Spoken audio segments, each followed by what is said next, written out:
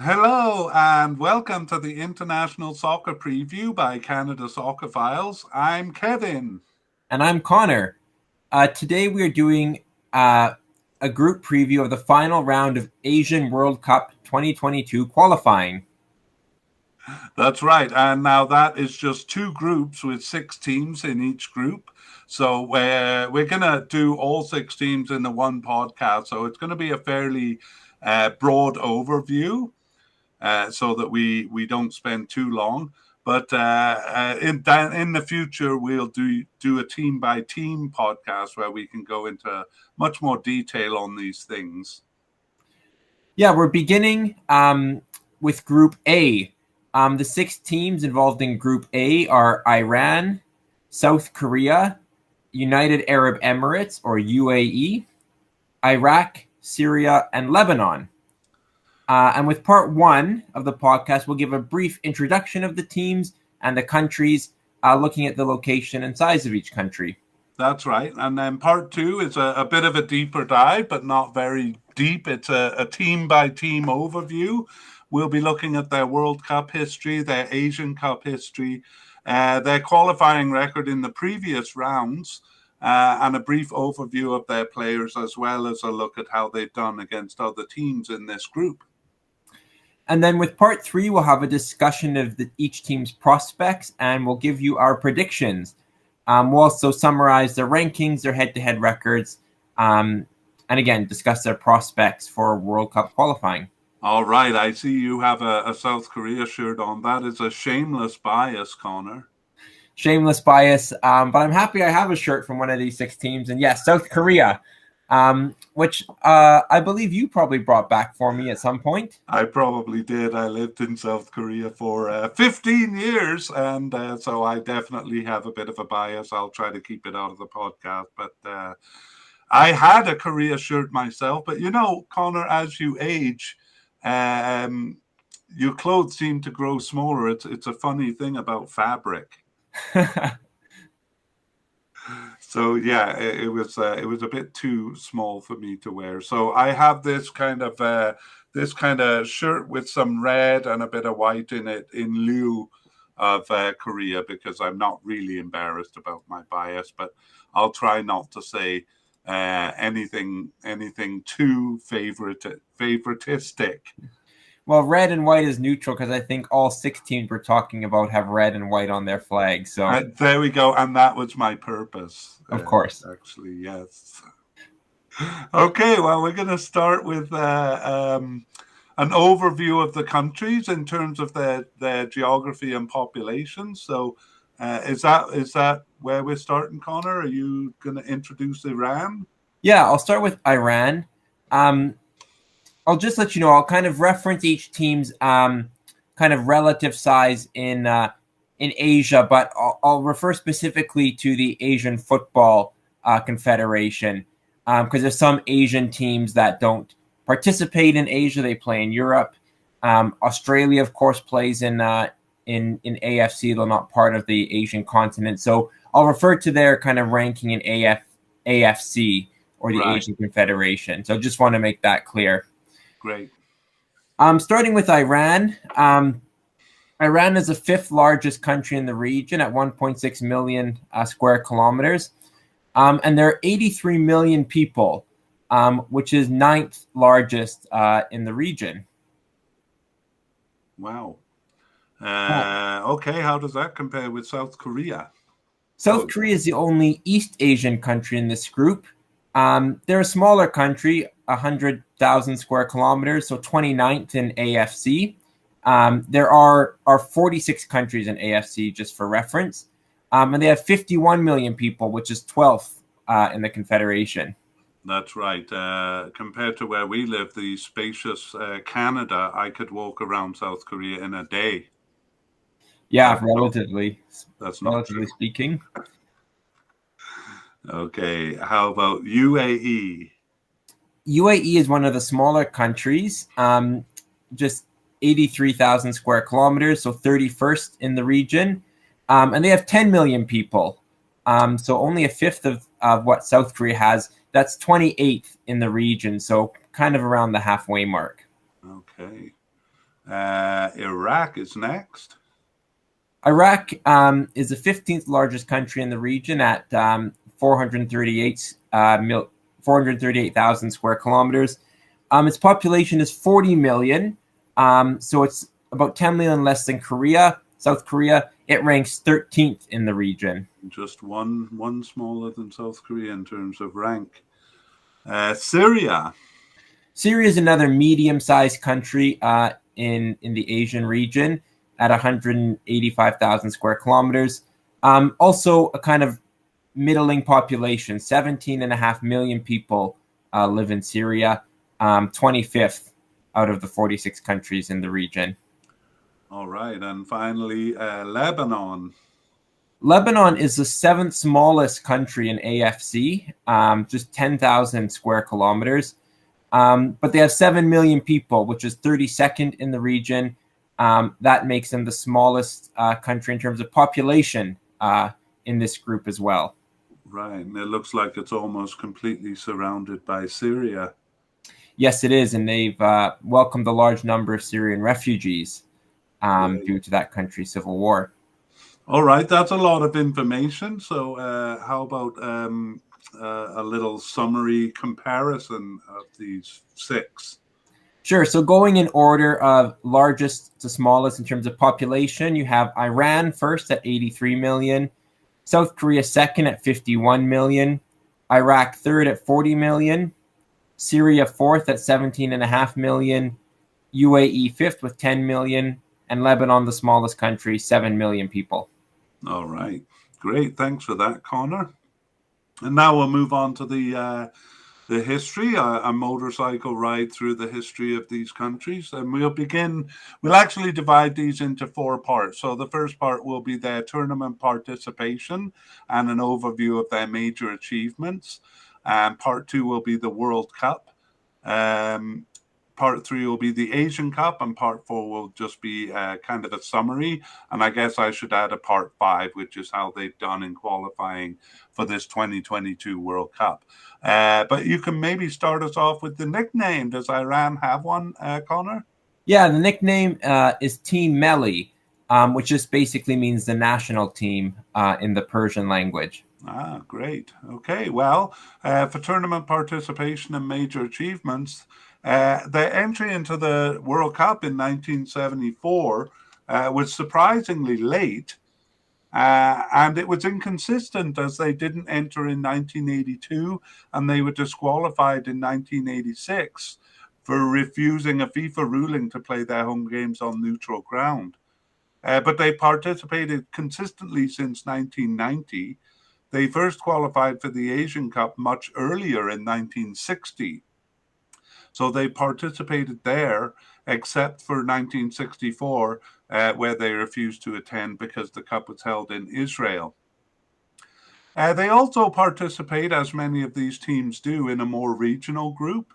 At first, their group was WAF, or the West Asian Football Federation, and there they were together with Middle Eastern teams. But they left that in 2014 to join CAFA, or the Central Asian Football Association. But we'll talk more about those kind of more local ones in future podcasts. And we'll move on to their general success. So in an overview of their achievements, they've reached the World Cup 5 times, but they have never passed the group stage.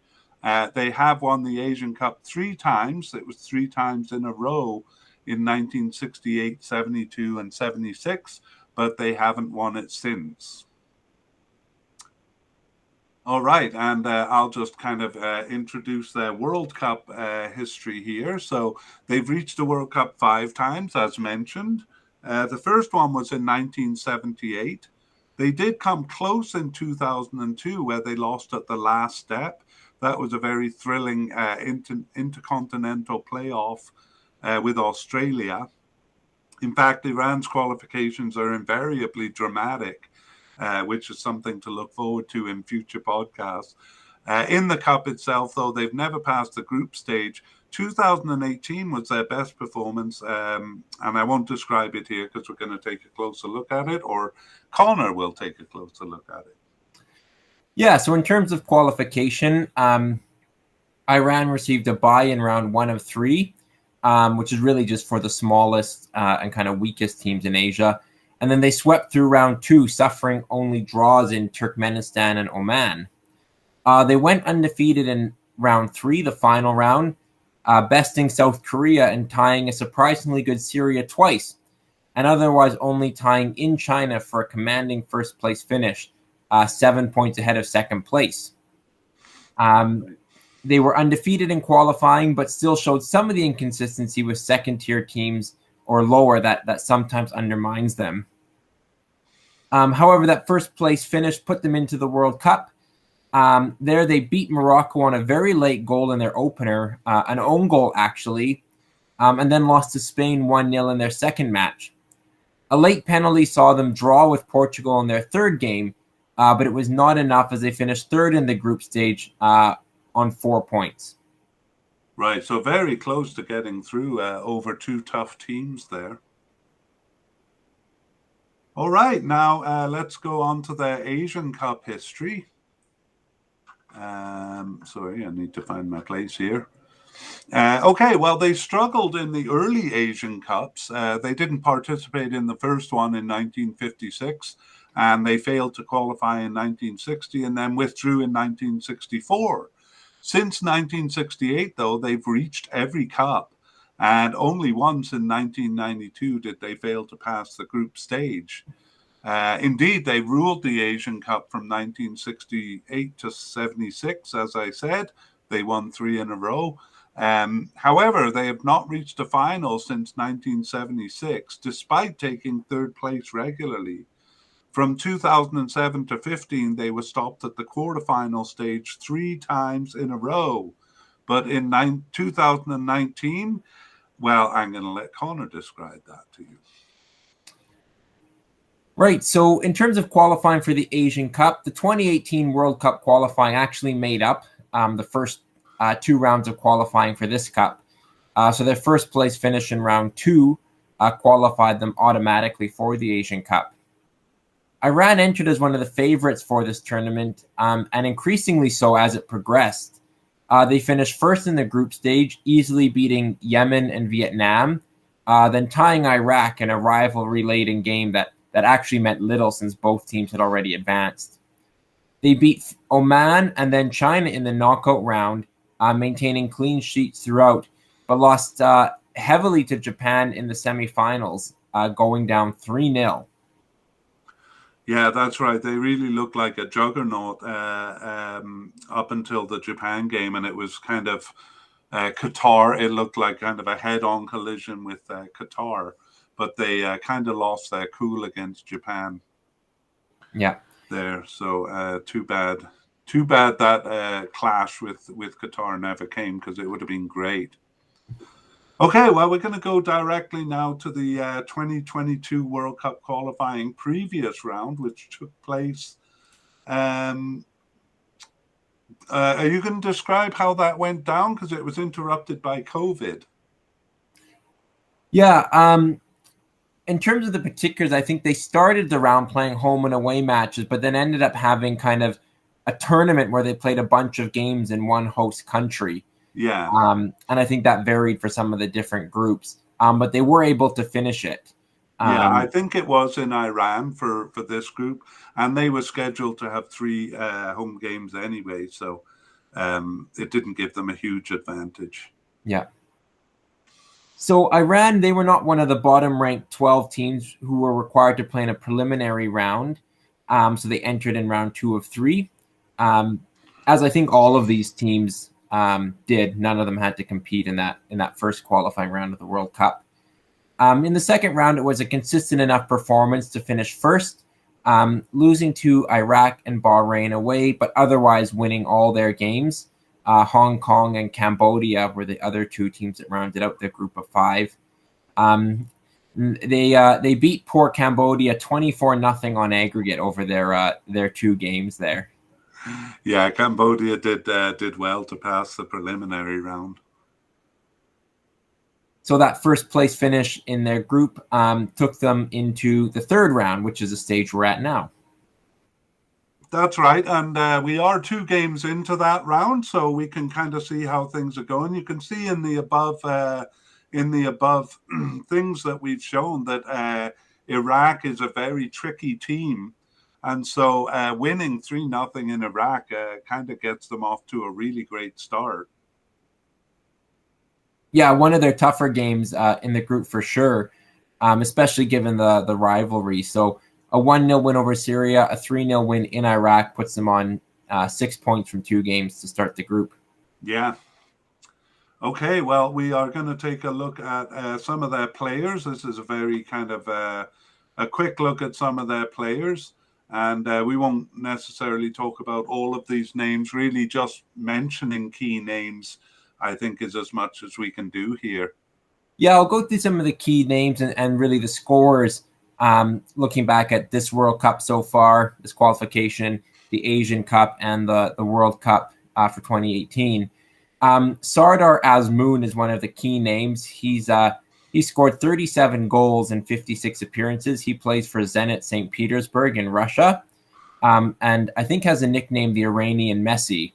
Though being likened to Messi, I don't think is necessarily a blessing for a player to have to live up to. He doesn't remind me of Messi, I must say. But a key player for Iran nonetheless.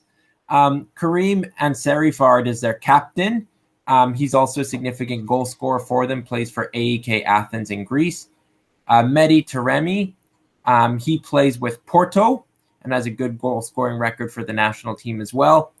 And then Premier League fans will recognize likely the names Ali Reza Jahanbakash, who was with Brighton, though is now on loan at Feyenoord, and also Sam Ghoddos. He plays for Brentford, newly promoted.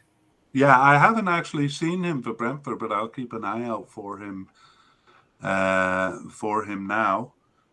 We've just put a couple of other names on the list, maybe historical names or more defensive players that don't show up on the list. So one of them is Ali Reza Baranband. He's their goalkeeper, kind of renowned for his amazingly long throws, which he demonstrated in the 2015 and 2019 World Cups. Asian Cups. Some veterans who are kind of either off the team or making their way off the team are Taimourian, Shoje, and Haji Safi. I think their names may still be around, but they are at least getting old. And then some kind of famous players who are off the team now. The famous Ali Daei, who is famous for what, Connor? Well, up until, I would say, a month ago, being the all-time record goal scorer in men's international football with 109 goals for Iran. Yeah, in just 149 games. Yeah, a great record. That's 2 goals every 3 games, even better than that. But he recently lost his record, I believe, in the last international break to Cristiano Ronaldo. I think he got it against Ireland, which is awful. He did with a 2-goal performance. So he's in second place overall, but not a bad achievement nonetheless. Yeah, and really has had that record for a long time, because he I think he retired in 2006, so that's a long time to hold a record. Anyway, we move on. Javed Nekunam and Taimourian, also big names in the past who are now retired from international soccer. Are you going to take a quick look at the rankings for us? Yeah, so the 6 teams in the group, Iran is the highest ranked team. They were the pot 1 team. Their current FIFA ranking is 26th, and their current ELO ranking is 21st. And I believe they're the highest ranked Asian team currently. We'll have to compare that with Japan, because for this round there were only 2 teams in each pot. So I guess it would either be them or Japan. Yeah, I believe Iran were the higher ranked team, though. Wow. Their FIFA ranking has slipped a little bit since the start of round 2, where they were 20th. Now they're 26th. Their ELO ranking, though, has maintained a consistent spot at 21st. Yeah, losses in Iraq and Bahrain. I think their road record is a bit of a concern. Okay, we're going to take a look at the head-to-head without going into too much detail, but with South Korea, they have a fairly even but slightly winning record of 7 wins, 6 draws, and 5 losses. So that promises to be a good game. In recent times, however, it's 3 wins, 1 draw, and 1 loss, because they met in 2014 and 2018 as well, and Iran won both in 2014 and bested them in 2018. So South Korea will definitely be hoping to overcome that. Moving on to UAE, they have never lost to UAE. They have a record of 8 wins, 3 draws, and 0 losses. So they'll be looking to get full points there. We've mentioned already their record with Iraq. It's what do you call it when 2 countries are next to each other and competitive with each other? Bit of a derby. Yeah, a bit of a derby. It very much is with them. No better game. I think, honestly, Connor, the best game I've ever seen in my life was that 2015 Asian Cup quarterfinal where Iraq came out ahead. It was 1-1 at the end of regular time, 3-3 at the end of extra time, and then they lost 7-6 on penalties. There were red cards, there were brawls, there was everything. Wow, high praise. Yeah. And now they exchanged home wins in the previous round, and we saw that Iran won 3-0. So when you see how competitive they are, a recent record of 2 wins, 1 draw, and 2 losses. Well, I guess that would be 3 wins now. That was a really big win for them because they're fairly even with Iraq. Against Syria, they have 8 wins, 10 draws, and 1 losses. So that 10 draws is kind of an interesting one.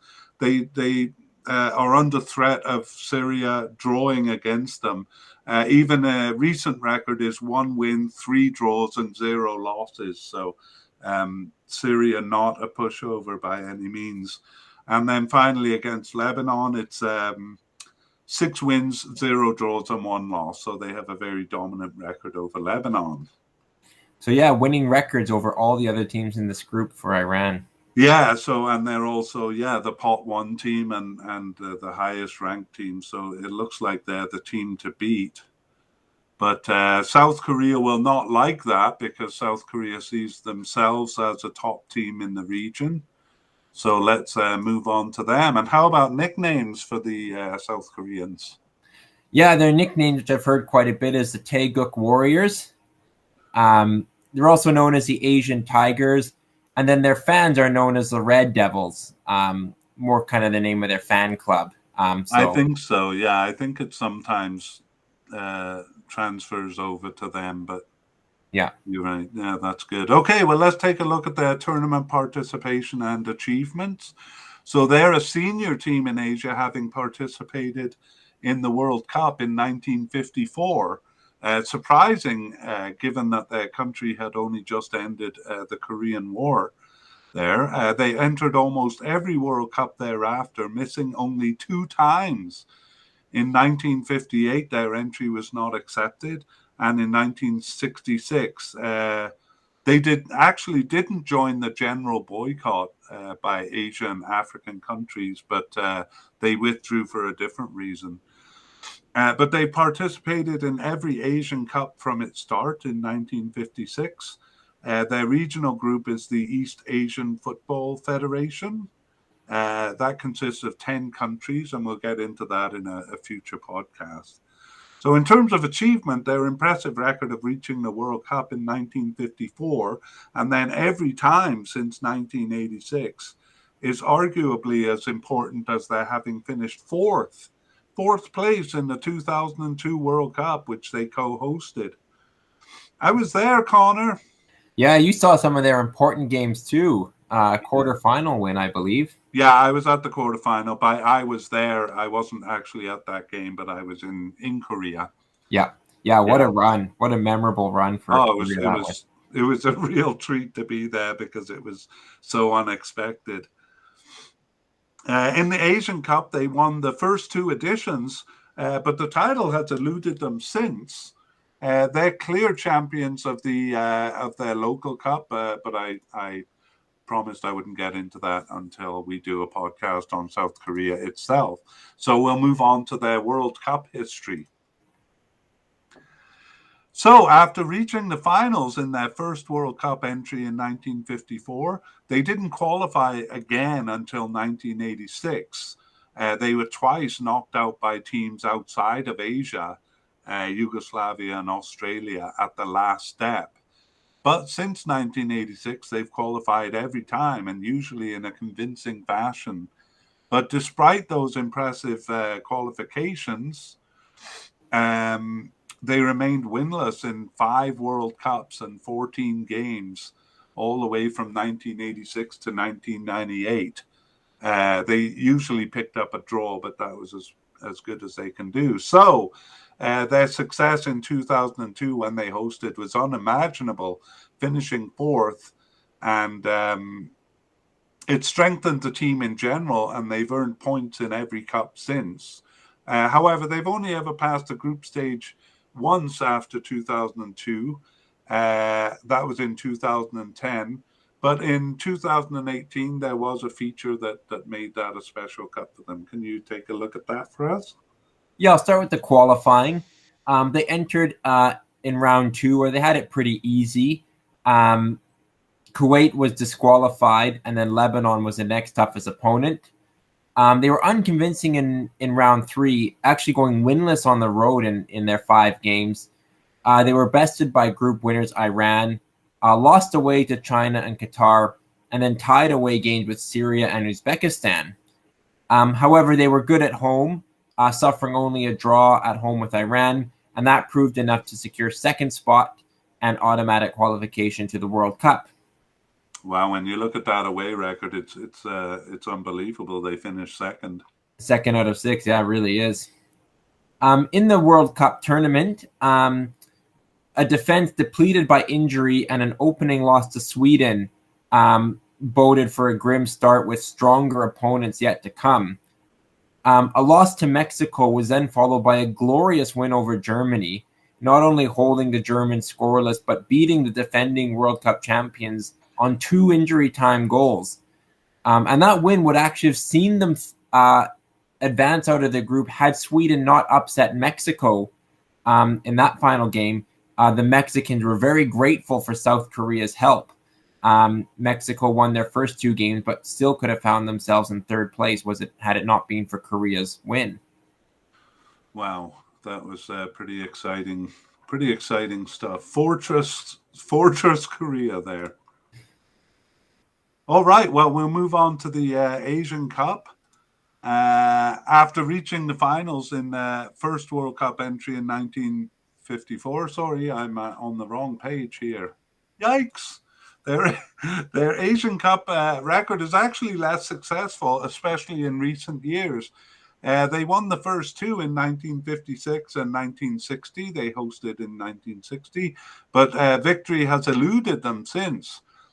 3 second-place finishes from 1964 to 1992 runs parallel to 3 failures to even qualify. They placed 3rd in 3 of the last 4, but are long overdue for a win if they are to be seen as an Asian powerhouse. Second place in 2015 was close. But 2019, well, we'll leave that over to you, Connor. 2019. All right. Their first place finish in round 2 of World Cup qualifying qualified them automatically for the Asian Cup. The group stage started with meager 1-0 wins over a weak Philippines and a weak Kyrgyzstan team. However, they seem to have solved their problems with a 2-0 win over China and finished first in the group with 3 wins from 3. However, it was a disappointing exit in the quarterfinals for a team that some felt were even favorites to win the tournament, but an inability to score goals kind of proved their downfall. In their round of 16 game, they went to extra time with Bahrain, And that proved a bit of a warning sign as they struggled to score and were shut out by eventual champions Qatar, who won on a single late goal. So out at the quarterfinal stage. Right, as Qatar steamrolled their way to the final. Well, let's move on to their qualifying for this World Cup in the previous rounds. Like all the other teams here, they entered in round 2 of 3, and a fairly consistent performance saw them win their group. They did tie second place Lebanon away, and also tied North Korea away.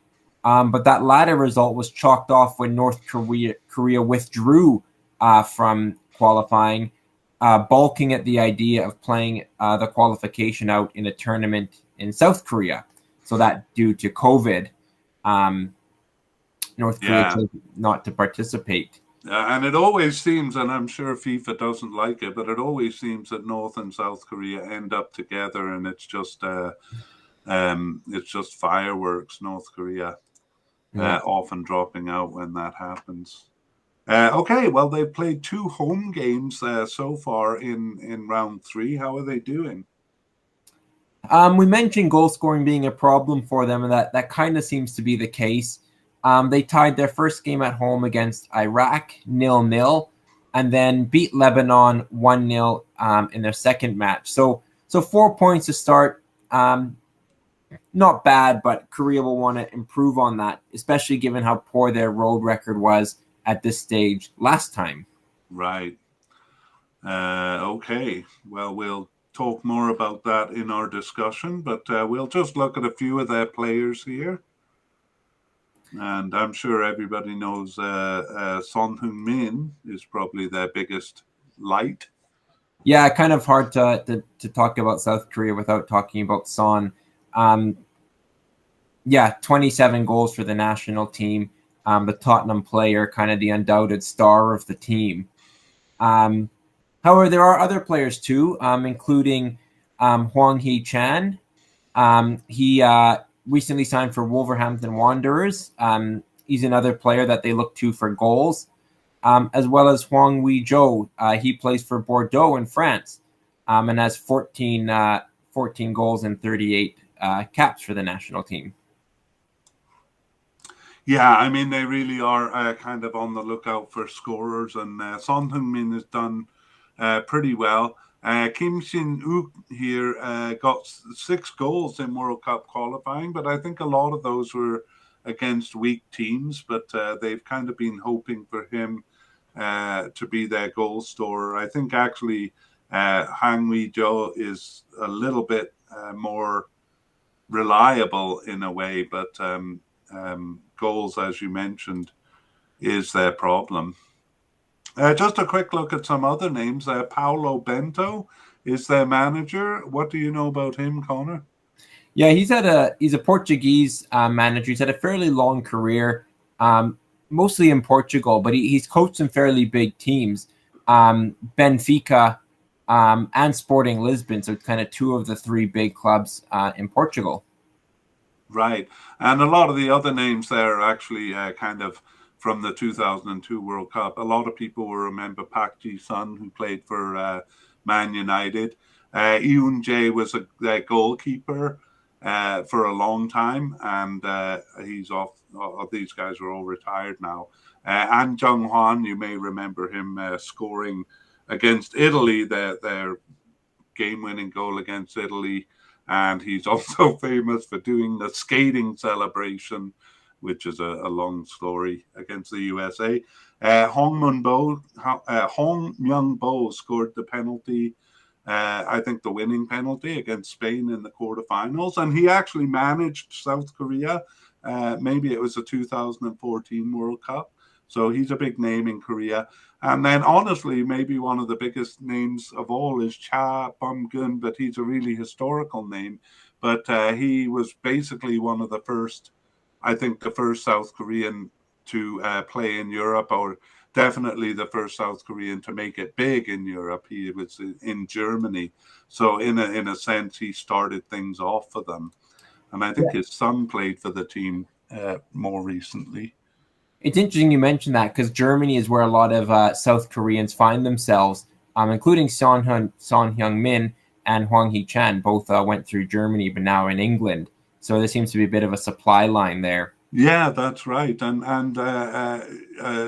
If as true as that is, Cha Bum-gun has a lot to do with it because he kind of started things off. Okay, let's take a quick look at the rankings. Yeah, so South Korea are the pot 2 team in this group, behind Iran. They started round 3 at 36th in FIFA and 32nd in ELO. They've actually risen a little bit in FIFA, just one spot from 37th at the start of round 2, but have dropped in the ELO ranking from 24th to 32. So a drop of 8 places in ELO, kind of a bit eye-opening, because ELO tends not to fluctuate as much as the FIFA rankings. Yeah, that is a bit of a surprise, a tie with Lebanon, and I don't know if the North Korean game counted. Yeah, they kind of hover around the 30th mark or even the low 20s in the ELO rankings generally. Right.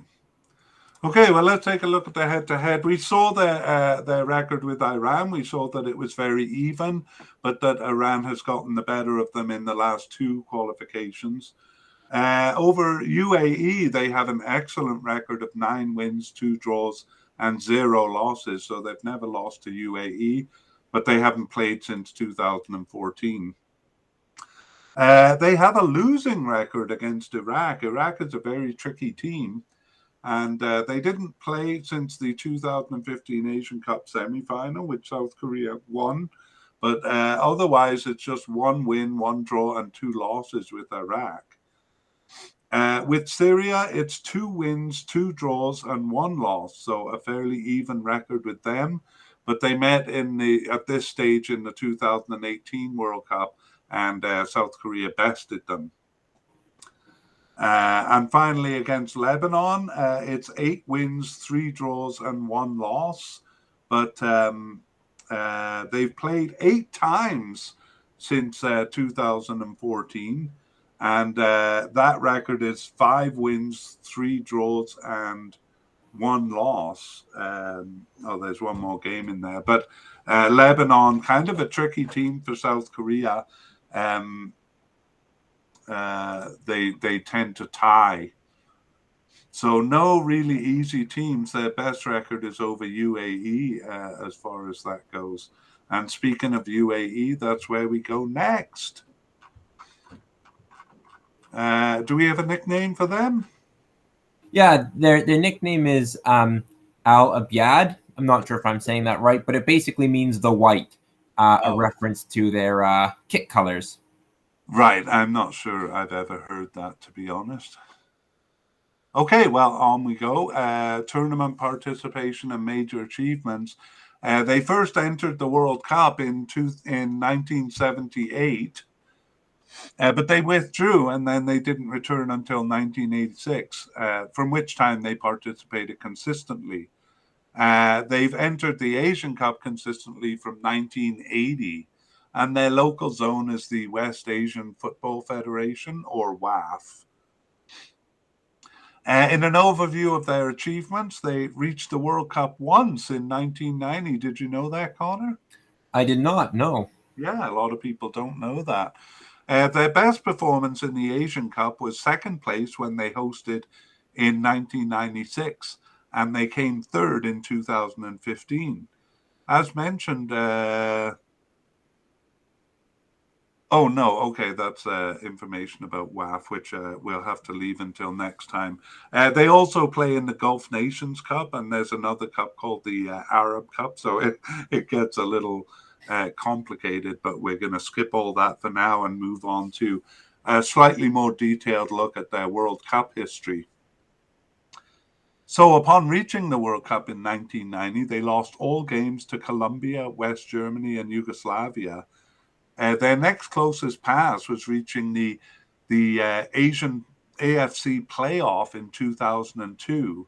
That was a more lenient year for the Asian teams because South Korea and Japan qualified automatically as co-hosts, so they were kind of out of the out of the basket, so to speak. In 2002, they lost to Iran in that playoff.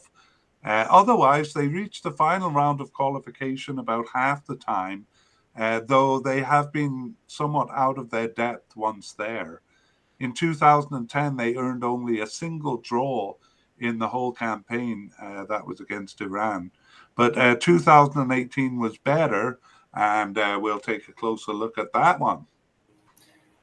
Right. So, as all these teams did, they entered 2018 World Cup qualifying in round 2.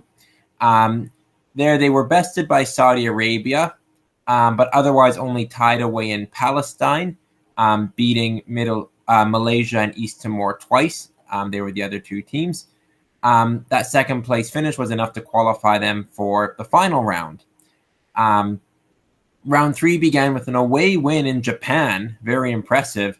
And they also beat second place Saudi Arabia at home, though they lost in both those reverse fixtures.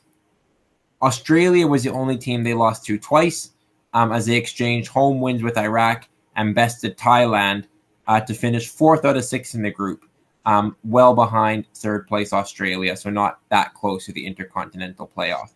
Right. Well, not a bad performance considering that, reaching the final round is I wouldn't say a good achievement for them, but, something they don't regularly do. Let's take a look at their Asian Cup record. They've reached the Asian Cup every time since their first entry in 1980. Except for 2000, when they fell to Uzbekistan despite hosting the qualifying tournament. Until 2015, however, they only passed the group stage twice. That was 2 consecutive tournaments in a strong period in the early 90s. If you recall, that is also when they reached the World Cup. 1992 saw them finishing 4th, and 1996, when they hosted, was second place. From 2004 to 2011, they lost 2 of their 3 games in every group stage, looking quite weak. Despite their poor showing in 2014 World Cup qualification, the 2015 Asian Cup was a strong performance. They passed the group stage for the first time since 1996 and knocked out Japan on penalties in the quarterfinal, eventually finishing 4th. So let's see how they fared in the most recent tournament in 2019. Yes, they were hosts for that most recent tournament, so a fair bit of optimism going into it, especially given their good record in 2015, as you mentioned. They tied Bahrain in their opener and then beat India and tied Thailand, but nevertheless finished first in their group. In the knockout round, they required extra time to beat Kyrgyzstan, but if that was unconvincing, beating Australia in the quarterfinals was extremely impressive. However, they lost 4-0 to eventual champions Qatar in the semifinals, so falling to a heavy defeat there. Right. Great. Okay, and we're going to go right on to the 2022 World Cup campaign in the previous rounds. How have they been doing? Right, so they entered in round 2. There they were in a 5-team group. They lost in Thailand and Vietnam, but otherwise won all their games to finish first in the group. That included wins in both their games over a well-performing Malaysia and a weak Indonesia team. Right, and they played 2 games already in this round. Let's see how they've done. Yeah, 2 games and 2 points. It started with a home draw against Lebanon, 0-0, and was followed up with a 1-1 draw away to Syria.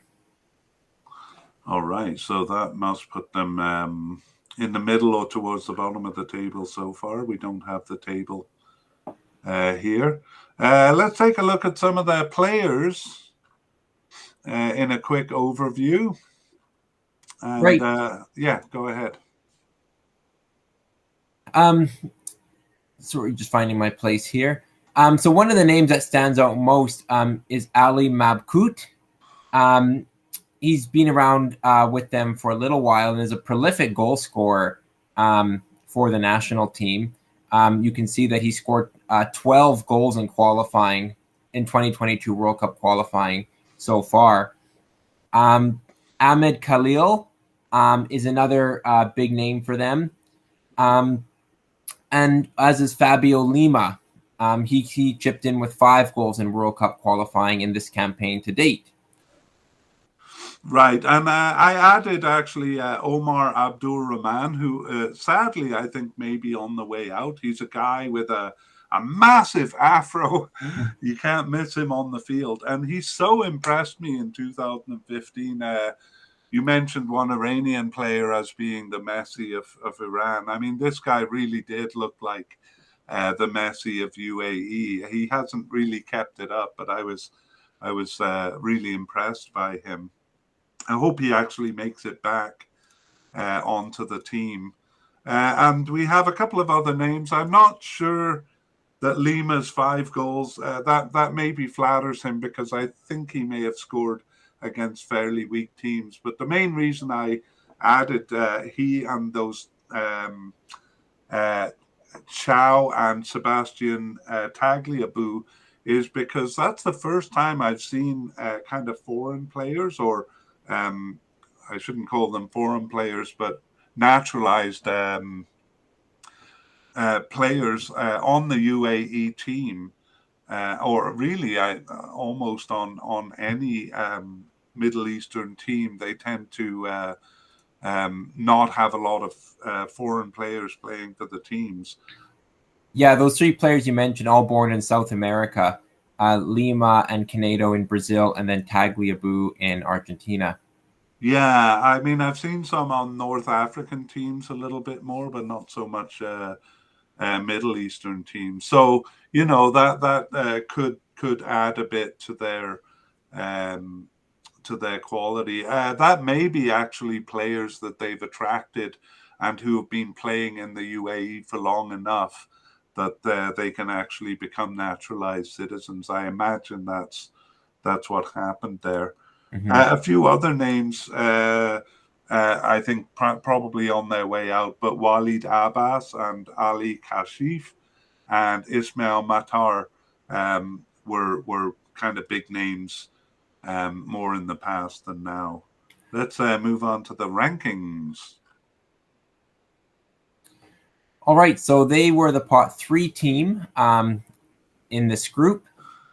And their FIFA ranking, 68th in the world. ELO is 83rd, and that really hasn't changed kind of since qualification began for them. Yeah, those 2 losses in Vietnam and Thailand kind of balanced by winning all the other games. There's just one point I want to go back to because we forgot to mention it, and that's UAE's manager, Bert van Marwijk. Kind of a big name manager. Managed the Netherlands national team. So, another kind of foreigner that they've attracted to their setup in the managerial position. Right, and how long has he been coaching them? Do you know? He was. Go ahead.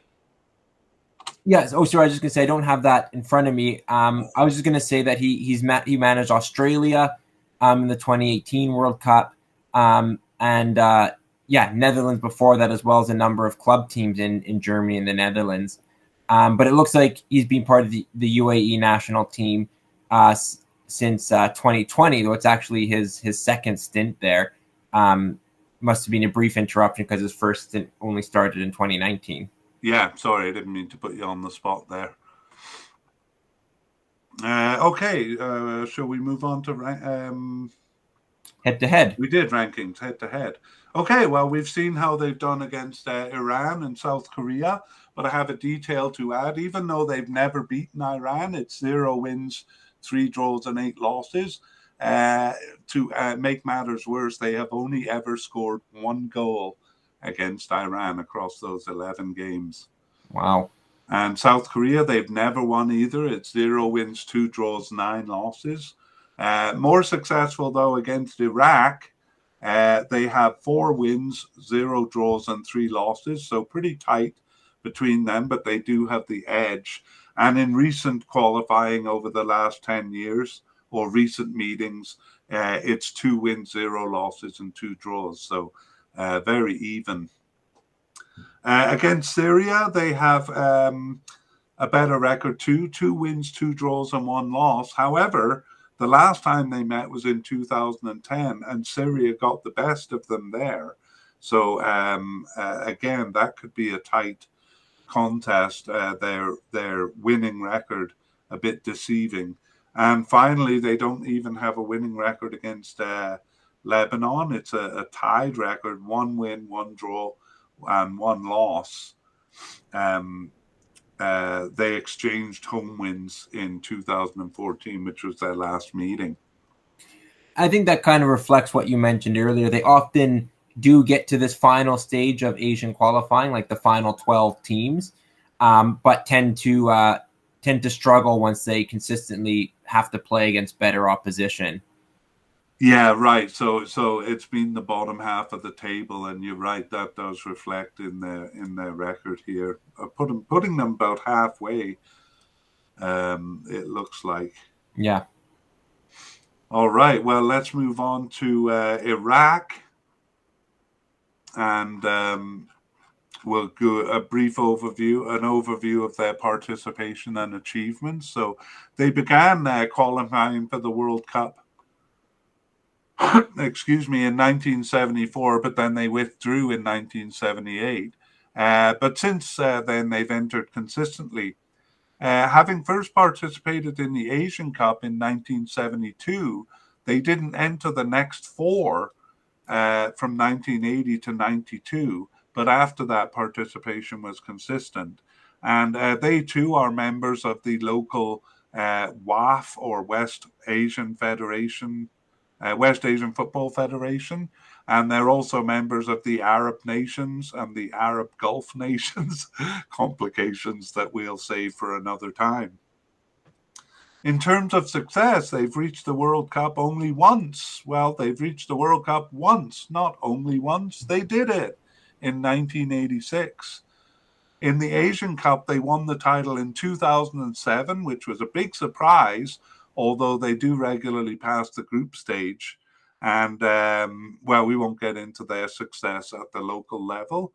So let's move on to a little more in-depth look at their World Cup qualifying. So in World Cup play, they met with some early success, coming 1 point short in 1974 and then reaching the Cup in 1986.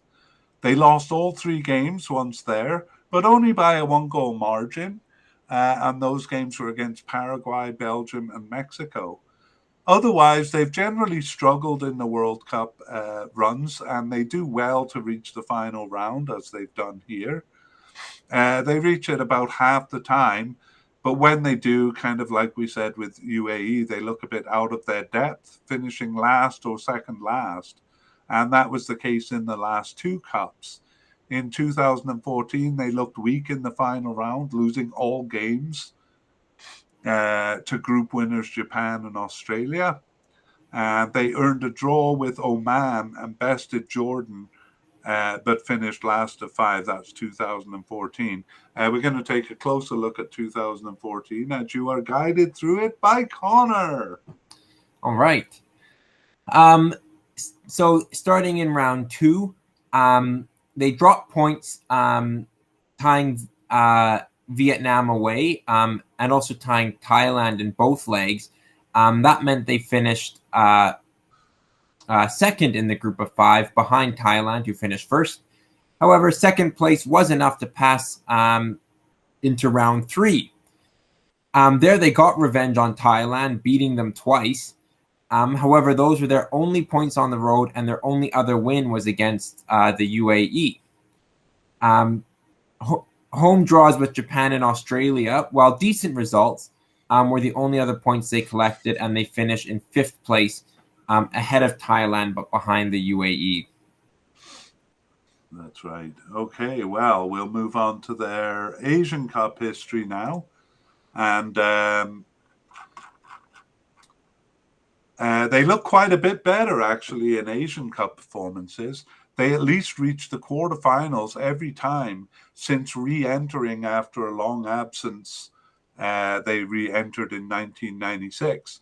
Even still, their win in 2007 was a shock, as they are far from the strongest team in the region. Fourth place in 2015 matched their result during their strong period of the mid-1970s. Their quarterfinal match in 2015 with Iran, I've already mentioned. That was a real thriller. But in 2015, they won that game against Iran, but went on to lose to South Korea in the semi-final, and then lost to UAE in the third place match. Let's see how they did in 2019. Iraq qualified for the Asian Cup through their World Cup qualification, because the first rounds of qualification act for both tournaments. Their tournament was kind of a par or an average tournament for them. After a competitive win over Vietnam, they easily beat Yemen. Their third game was against Iran, but even though it was kind of hyped up, it was a bit of an uneventful draw. Both teams having already secured passage to the knockout stage. Their first match in the knockout stage was against Qatar, and they lost their 1-0 to the eventual champions. Right. Well, I'll bet you when they saw that they were facing Qatar, they wished they had won that game over Iran. Absolutely. Okay, let's move on directly to the 2022 World Cup qualifying, the previous round here. So it's over to you again. You mentioned that Iraq and Iran often seem to get drawn together, and that was the case in the second round of World Cup qualifying. So they meet Iran. It'll be for the third and fourth times now in this stage. So they were grouped with Iran, whom they beat at home in their first meeting. Despite a pair of draws with Bahrain, Iraq led this round up until the last game, where a loss in Iran resulted in a second-place finish, again in that round 2 of 3. Their consistency in beating Hong Kong and Cambodia, though, advanced them to the final round, despite that second-place finish as one of the top 5 second-place finishers. That's right. Now, how have they been doing in this round? Well, they got off to a tough start. Earning a draw in South Korea was actually a very good result to start off. Their next game was against Iran, and as you mentioned, they lost 3-0 at home, so a disappointing result for Iraq there. But you have to say that that's 2 tough games out of the way, so they'll hope to pick up points in their next matches. Yeah, that's right. So now that we've gone through some of this, you can see that they're well capable of beating Iran at home, and that was a difficult loss, a heavy loss, really. Okay, let's take a look at some of their players. Do you want to take us through it? Yeah, so some of their goal scorers in World Cup qualifying so far are Mohamed Ali. He has 17 caps and 38 goals, so that's a pretty decent record to start. As well as Ali Adnan. He scored, but I think he's a defender. He doesn't score many, and I believe actually both his goals here were penalties. Another player I'll mention is Justin Marum. He was actually born in the United States to Iraqi parents. He plays in the MLS, but represents the national team for Iraq. He's with Real Salt Lake currently. Yeah, I mean, I wouldn't say he's one of their top players. There was a bit of excitement around him in 2018. I just added him to this list because he's a bit unique in being born and playing in the USA. Got something amazing to tell you though. This Mohamed Ali seems so well established on the team. He is born in the year 2000. Wow, so just 21 years of age. Already feels like he's been on the scene for a long time.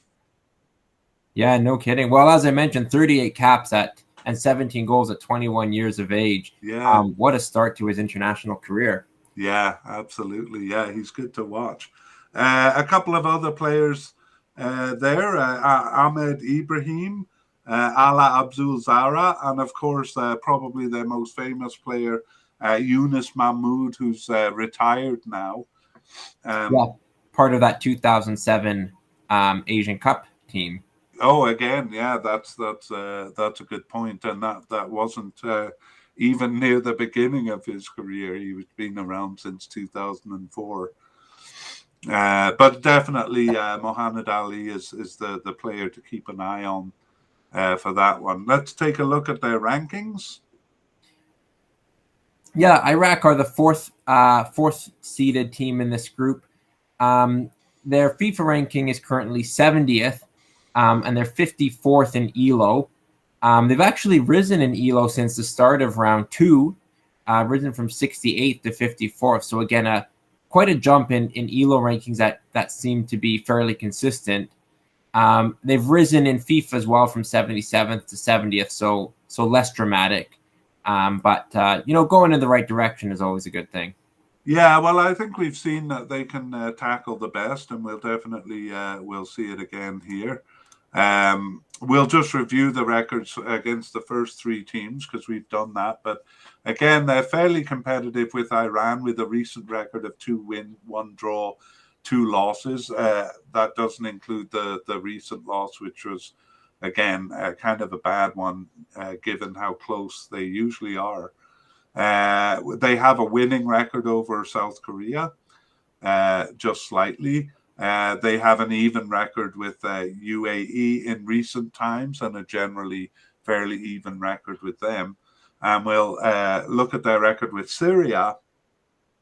That is 2 wins, 1 draw, and 0 losses. They had an important game in 1986 World Cup qualification that was effectively a playoff.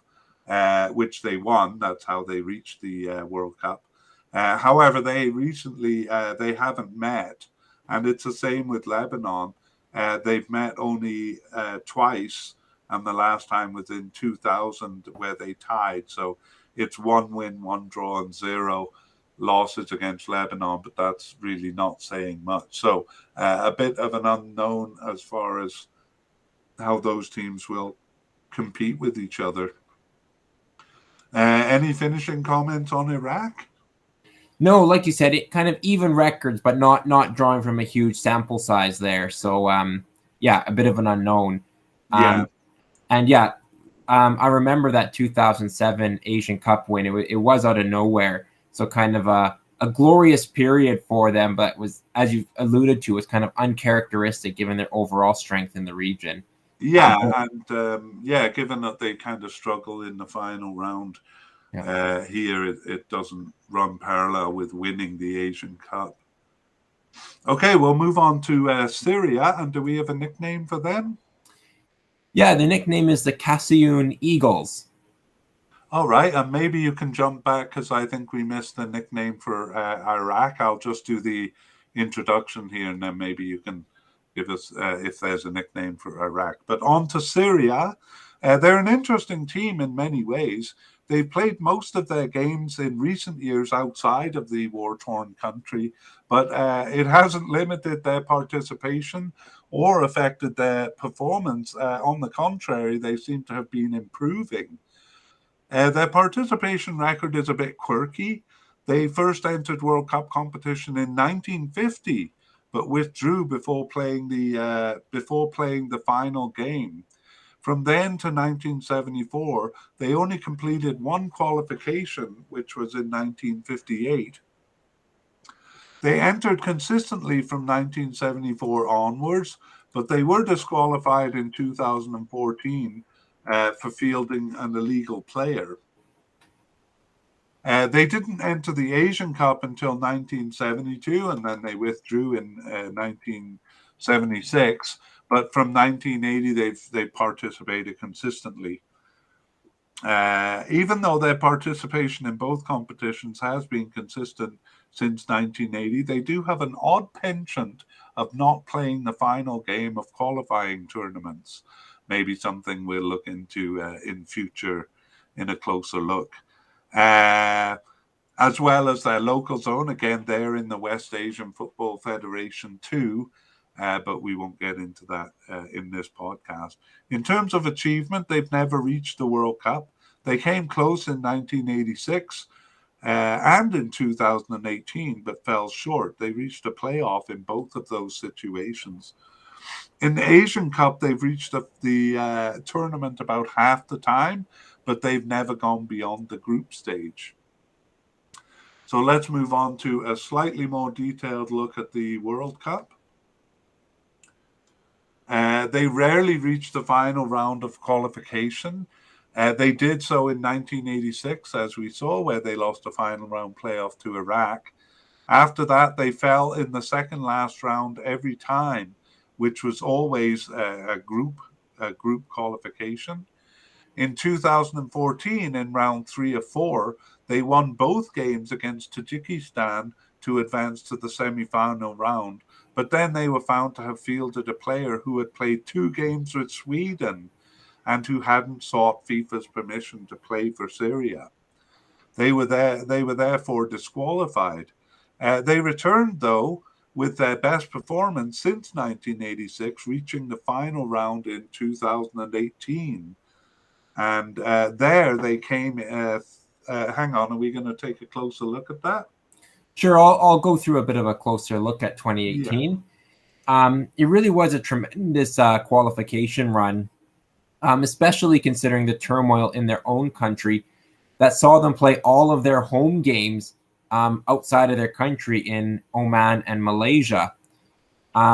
And impressively, they won all their home games, so they kind of had this strange home field advantage. They entered qualification in round 2, and they finished second in a group behind Japan, who beat them twice, but they won all their other games otherwise against Singapore, Afghanistan, and Cambodia. So just to correct that, they won all their home games except to Japan, it looks like. That would be right. On to round 3. They were undefeated at home, playing in Malaysia, besting China, exchanging home wins with Uzbekistan and Qatar, and also drawing twice with the group winners Iran. Only South Korea bested them. All that means they finished third with a record of 3 wins, 4 draws, and 3 losses, which led them to an Asian playoff with Australia. They tied their first leg at home, again in Malaysia, and tied the second leg in Australia, but lost in extra time and fell short of reaching the Intercontinental Playoff, where they would have faced Honduras. Wow, what a run. Okay, let's move on to the Asian Cup. Their World Cup record of usually being knocked out in the semi-final round should mean that they don't reach the Asian Cup. However, they have reached it about half the time, including 4 out of 5 times from 1980 to 1996. After that, they always came one place behind the advancing team, often agonizingly close, until finally making it again in 2011. In 2015, they were well short of reaching the Cup, but their good performance in the World Cup 2018 qualifying saw them through automatically to the 6th Asian Cup in 2019. So let's take a look at that. Yeah, as you mentioned, World Cup qualifying doubled as qualification for the Asian Cup, so their good performances there put them into the tournament directly. However, it was a disappointing tournament for Syria, a team that was really supposed to challenge Australia for top spot in their group. A draw with Palestine was followed by a loss to surprising group winners Jordan. A stoppage time goal at the hands of Australia then condemned them to the humiliation of 4th in the group stage. So disappointing tournament for them, though they were competitive again with Australia. Yeah, I think finishing behind Palestine was probably the most disappointing element there. Okay, we'll take a look at their 2022 World Cup qualifying and how they did in the previous round. Right, so they got a bye into the second round. They ended up playing all their home games in the UAE, again, just due to the ongoing civil conflict. In the second round, they exchanged home wins with China, but proved a bit more consistent than China. China tied in the Philippines, whereas Syria won all their games against the Philippines, the Maldives, and Guam. That earned them first place in the group and a place into the final round, which is where they're at now. Right, despite losing the last game to China, they finished ahead of them. Mm-hmm. Okay, and how have they been doing so far in round 3? They started with a difficult game on the road to Iran, arguably their most difficult game, and they lost that one 1-0. They followed that up with a home draw against UAE, though if they're still playing home games in UAE, I guess there is no home field advantage. Yeah, it'd be interesting to see where that game was. But yeah, they are playing other home games in UAE. Okay, we'll take a quick look at their scores. There's a lot fewer names to mention here. Really, they haven't played nearly as many games as some of the teams who often go further into tournaments. But probably Omar Kribin is the biggest name for them. Yeah, he's been with the team since 2012 and has 19 goals and 45 caps. Omar Al-Soma, he's their captain. He has 15 goals and 26 caps, so a pretty prolific record for the national team, and is their leading goal scorer in World Cup qualifying so far. And should also talk about Mahmoud Al-Mawas. He's got 6 goals in qualification so far. Another veteran player who's been around since 2012. He has 76 caps and 14 goals. Right, and generally these players stick to either to Iraq or definitely to the Middle East. I think only Mahmoud Al-Mawas played outside of the Middle East. He played for Romania for a year, but then he made his way back. So I think a lot of them would be good enough to play in Europe, but they're not all inclined to do so. How about their rankings? They're the 5th ranked team, or 5th pot 5 team, I should say, and out of 6 in this group. Their FIFA ranking is 80th, and their ELO ranking is 94th. Their FIFA ranking has improved dramatically since World Cup qualification started, rising from 126th to 80th. Though ELO ranking has held pretty steady, actually falling a little bit from 92nd to 94th, which is where they sit now. I mean, that kind of illustrates our problem with FIFA rankings, because both of those are ridiculous. 126th and 8. It's just crazy. What did they do to jump 46 points? Yes, consistent performances, but they weren't playing really strong teams, so I'm not sure where they how they moved up so dramatically. But nonetheless, that's where they are. Yeah. Anyway, okay, let's take a look at their head-to-head. Well, we've already looked at the 4 teams above them. So just to paraphrase, they've never beaten Iran, but the recent record is 3 draws and 1 loss.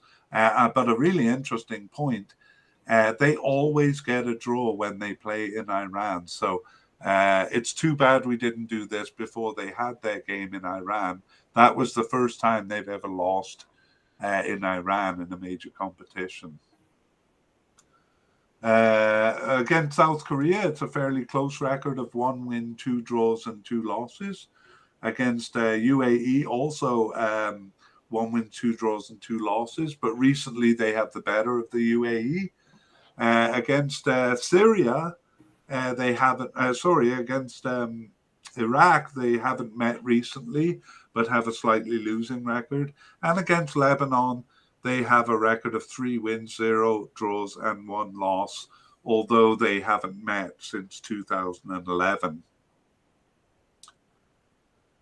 All right, and that brings us to our last team, Lebanon. Did we get a nickname for Iraq, or am I putting you on the spot again? I should mention that they have quite a good nickname, the Lions of Mesopotamia.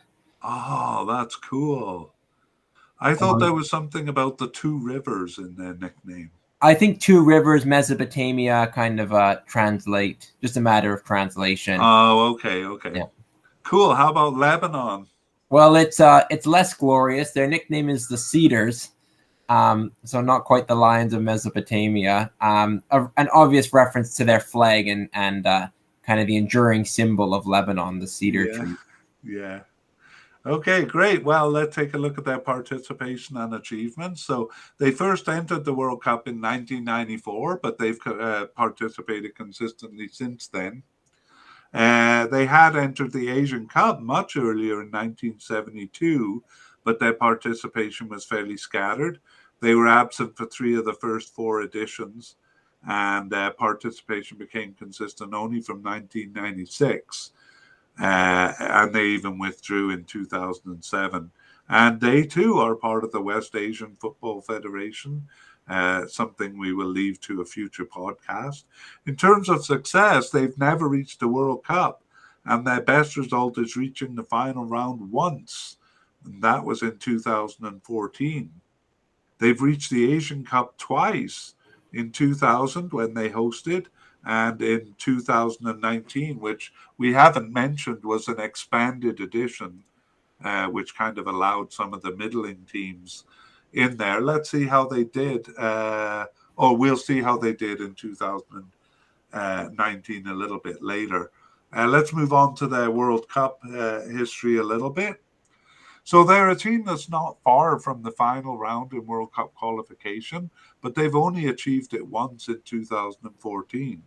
They usually finish in the middle of their group, their semi-final groups, one or two spots below the advancing team. So 2010 was a big step back when they finished last in the semi-final group, losing all games. But that made their success in 2014 a bigger surprise. There, in the semi-final group, they finished ahead of Kuwait and UAE. Oh, sorry, no, that was the final round. They finished ahead of Kuwait and UAE, aided by a home victory over South Korea, who won the group. And we will take a look a bit more closely at 2018. Yeah, in 2018, they failed to repeat that success. They received a bye in the first round, which is the preliminary round. They were no match for South Korea in the second round, losing both their games, and were even bested by Kuwait. However, they finished ahead of Kuwait after that team forfeited games. A tie at home to Myanmar was a poor finish, and they did not advance to the final round of 2018 World Cup qualifying. That's right. Well, we saw that is a bit of an achievement for them to reach the final round. So they did well to do it in 2022, and we'll see how they did it shortly. Meanwhile, we'll move on to the Asian Cup and a bit of history about that. So, following a weak period around 2010 that saw them drop to around 150 in ELO rankings, they've steadily recovered and improved to around 95 in late 2017. So, this made them kind of a weak second tier teams, and they register probably at their best of reaching the final round of World Cup qualifying, and reaching the Asian Cup too. So they did reach it in 2000 and 2019, but they were knocked out in the group stage both times. Oh, darn, I've given away your thunder there, Connor. That's all right. 2019 Asian Cup, they qualified. 2018 World Cup qualifying made up the first two rounds of qualification for that tournament. Their second of five finish ahead of Kuwait saw them go on to kind of a third qualifying round where they won all games except for a tie in North Korea to finish first in the group. Hong Kong and Malaysia, the other team. So So they did require this additional qualifying round that most of these other teams we've talked about, or all of the other teams we've talked about, didn't require. They did get in partly, as you mentioned, because it was an expanded tournament, and they proved one of the weaker, even among the lesser teams in the tournament. They were no match for Qatar and Saudi Arabia in the group stage. They were better than kind of a pathetic North Korea, but they fell just short of running up the score enough to be able to advance as a third-place finisher. So they finished third of four and did not advance beyond the group stage. Alas. All right. Well, let's move quickly on to 2022 World Cup qualifying. And we saw it's pretty good when they reached the final round. So how did they do it? They entered in round two. There they managed a home draw with group winner South Korea, though they later lost in Turkmenistan. They also had lost in North Korea, although that result was cancelled when North Korea withdrew from qualifying, which we alluded to earlier. All that means they were quite lucky to reach the final round. They finished second place behind South Korea and were one of the top 5 second-place finishers. But they got there with a record of just 3 wins, 1 draw, and 2 losses. Right, and they were bested by North Korea, so I think North Korea probably would have won there, although I think North Korea did lose to Turkmenistan also.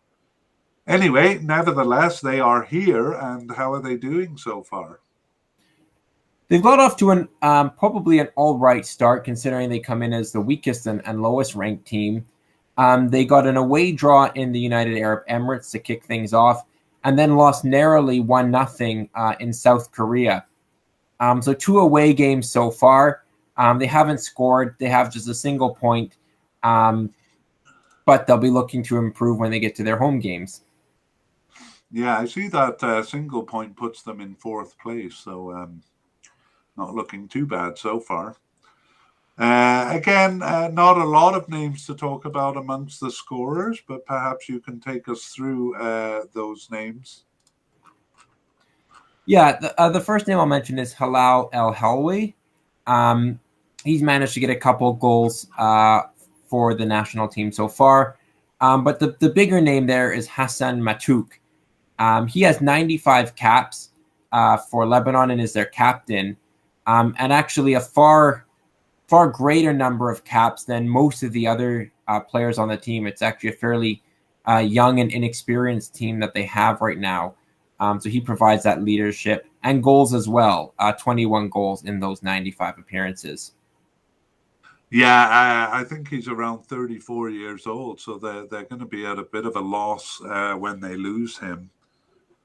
After his 93 caps, the next one is Hassan Chato with 60 caps, and I think the next guy after that is somewhere in the 40s with their caps. So as you say, kind of lacking experience there.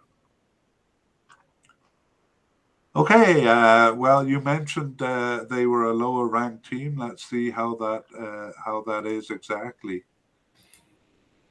Yeah, currently they sit at 98th in FIFA rankings and 117th in ELO. You did mention they have climbed a little bit when they were kind of in the low hundreds, as low as the 150s in the FIFA rankings. They've dropped a little bit since the start of World Cup qualifying, where they were 86th in FIFA and 107th in ELO. Now they're 98th and 117th. So trending downwards a little bit, but kind of that around 100 mark kind of represents probably a bit of an average for them over the last couple of years. Right. Okay, well, we've seen them in head-to-head with all the other teams, so we'll just kind of quickly refresh. It's 1 win, 0 loss, 0 draws, and 6 losses to Iran. So just the 1 win there to pin their hopes on. A bit better with South Korea, especially in recent times. It's been 1 win, 3 draws, and 5 losses. So still a losing record, but it gives them a bit of hope. With the UAE, it's 1-1-1. So they haven't played, though, for a long time. So some hope there for them. Iraq, too, they haven't met often. Just 1 draw and 1 loss. And with Lebanon, with Syria, it's 1 win, 0 draws, and 3 losses. So an inferior record to all teams except UAE. But in the case of the teams around them, it's a bit up in the air because they haven't really met. Okay, we're just going to, before our discussion, that kind of brings us to the end of part 2. And whoo, that was pretty long, Connor. Lots of teams to go through. But yeah, here we are. Let's do a quick review of their rankings and head-to-head before we get into the discussions a little bit. Sure. So I'll just go through the teams in their pot order. So Iran is 26th in FIFA, 21st in ELO.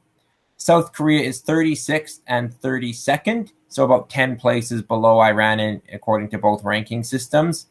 We drop off a little bit then to the UAE. They're 68th and 83rd. Iraq is 70th in FIFA, but 54th in ELO. So a situation where they are lower than UAE in FIFA, but several places higher than them in ELO ranking. So that's a bit quirky. Syria are 80th in FIFA, 94th in ELO, and then Lebanon rounds it off, 98th in FIFA rankings, 117th in ELO. Right. Any observations there? The biggest gap is between Iran and South Korea and the rest of the other teams. Right. The 20s and 30s for those two teams, and then you get kind of in the 60s after that. So, with two teams advancing automatically, that the rankings would point to Iran and South Korea taking those top two spots. Yeah, but then on the other hand, for the third spot, the Asian playoff, that seems quite open, at least between Iraq and UAE and Syria, I would say. Yeah, certainly. Lebanon perhaps with an outside chance, but we'll discuss our prospects shortly. Okay, I just do want to highlight, though, that 54th place in ELO rankings, way ahead of UAE, despite being fairly even with them in FIFA rankings. Iraq is a bit of a wild card. We saw they won the 2007 Asian Cup. They can surprise. All right, and then a quick review of the head-to-head. Well, we've kind of done each one twice, so maybe we'll test your summary skills here. Yeah, I'll rip through it quickly. So, in summary, Iran has a winning team against all the other teams in the group. South Korea has winning records against the other teams other than Iran, except for Iraq. As we mentioned, Iraq has a winning record over South Korea. For the UAE, they have a winning record over the teams below them, Iraq and Syria, but not Lebanon, who they share a 1-1-1 record with. Iraq winning record over Korea, as I mentioned, and also Syria and Lebanon. And then Syria has a winning record over Lebanon. Lebanon, no winning records, but an even record with the United Arab Emirates. All right, well done. So, Connor, do you see things working out according to the pot order here? For the most part, I do, though there are some interesting battles. I think for Iran and South Korea, that will come down to the games between them, for the most part, how they do against each other. I do see third place being fairly open. I think Iraq, UAE, and Syria all could be competitive for that third spot, but I don't really see any of those three challenging for the top two automatic spots. I think Lebanon will be in kind of tough here. I don't really see them finishing bottom, but some points are definitely likely.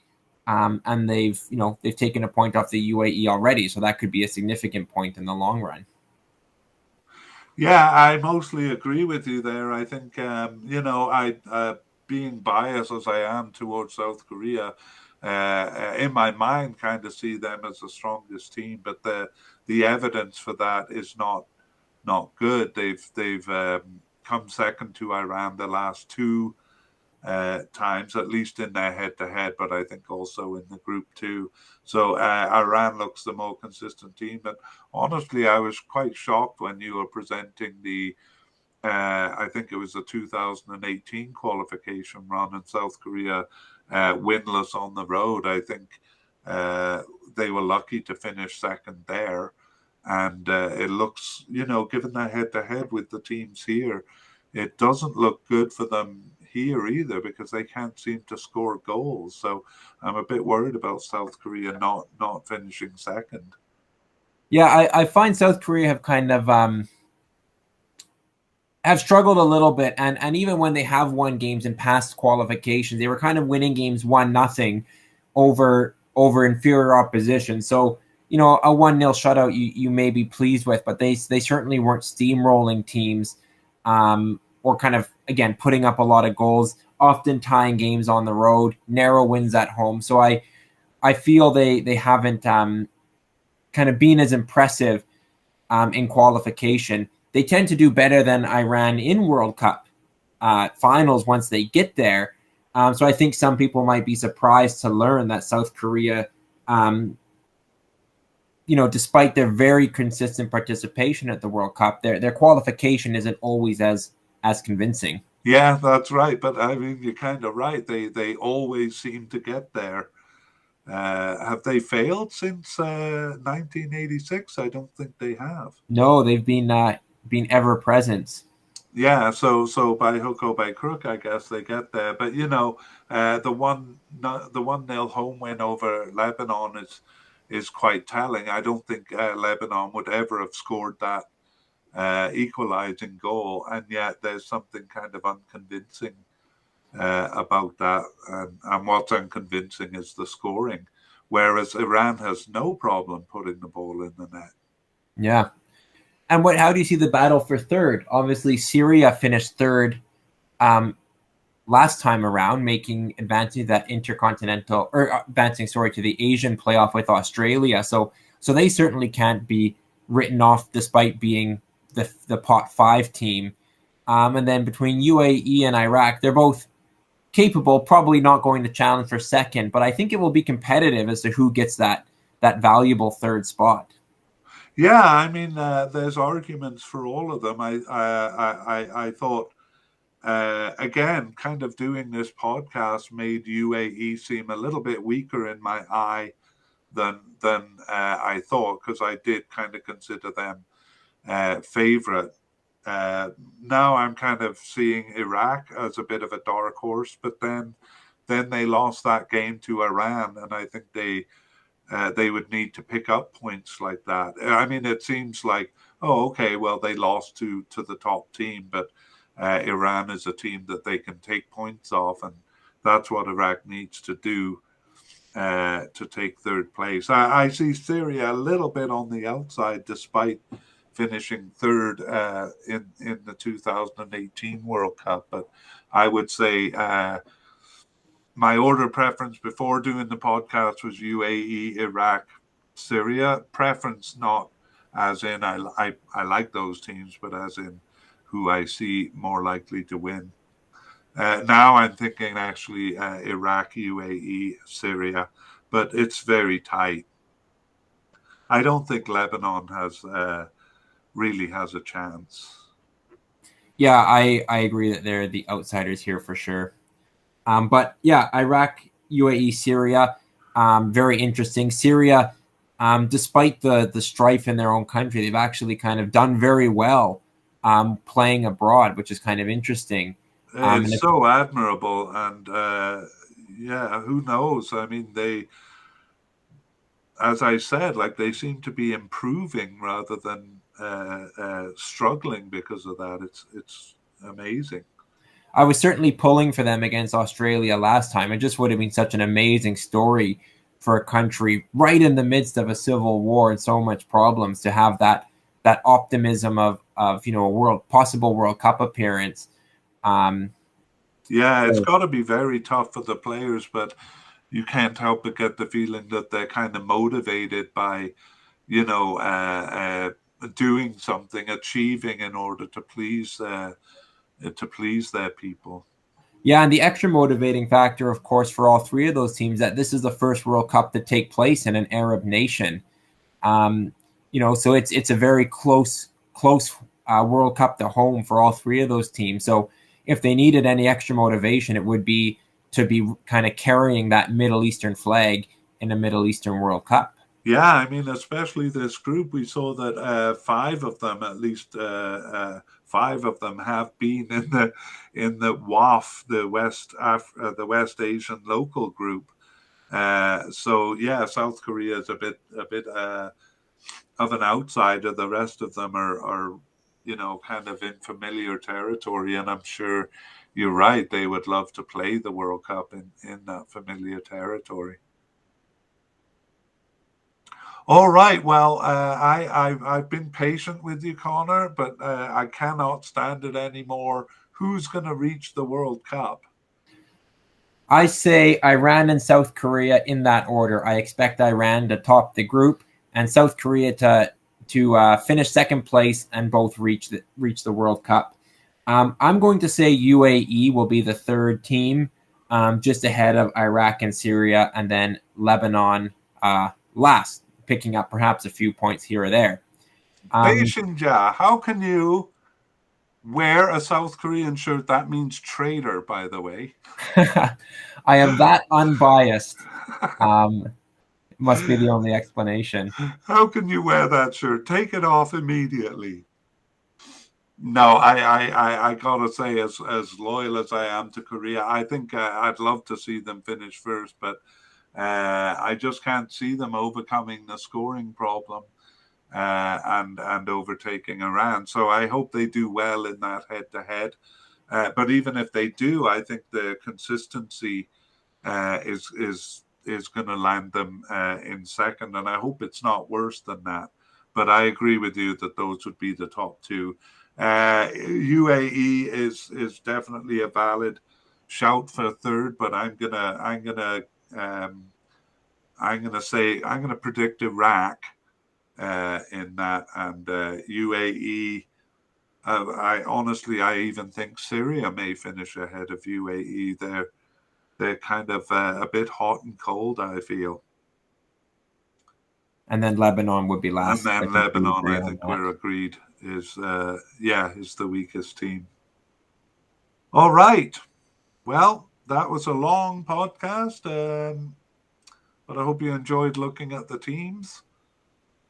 Yeah, great to go through them. A region that probably doesn't get as much attention in Europe and North America. So great to go through the teams, and we have some games to look forward to very soon here as World Cup qualification continues.